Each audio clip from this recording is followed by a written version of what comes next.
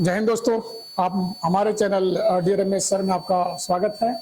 हम देखेंगे कुछ महत्वपूर्ण भारत के प्रमुख व्यक्ति एवं उसके कार्य। भारत के प्रमुख व्यक्ति और उस व्यक्ति ने क्या कार्य किए हैं उसके बारे में जानेंगे।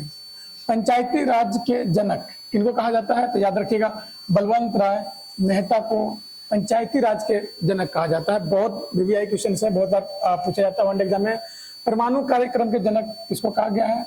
तो होमी जहांगीर भाभा जी को परमाणु कार्यक्रम के जनक कहा जाता है। तो याद कीजिए, परमाणु कार्यक्रम के जनक किसको कहा जाता है? तो होमी जहांगीर भाभा जी को कहा जाता है। और तीसरा चलते हैं, भारतीय अर्थशास्त्र के जनक कौन है?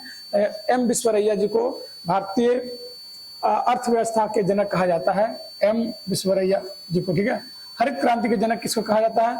तो एम एस स्वामीनाथन जी को हरित क्रांति के जनक कहा जाता है। श्वेत क्रांति के जनक किनको कहा जाता है? तो वर्गीस कुरियन को श्वेत क्रांति का जनक कहा जाता है।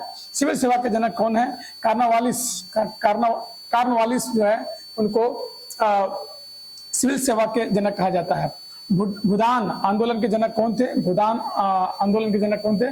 तो विनोबा भावे जी थे भूदान आंदोलन के जनक।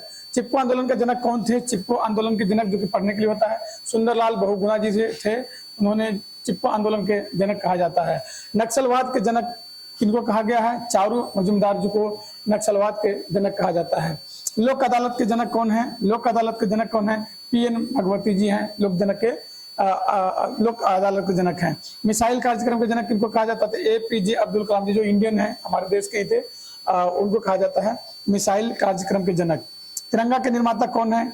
पिगली वेंकैया जी जो है वो तिरंगा के निर्माता कहा जाता है उनको। देशी रियासतों का एकीकरण किसने किया था? तब सरदार वल्लभ भाई पटेल जी का ने किया था।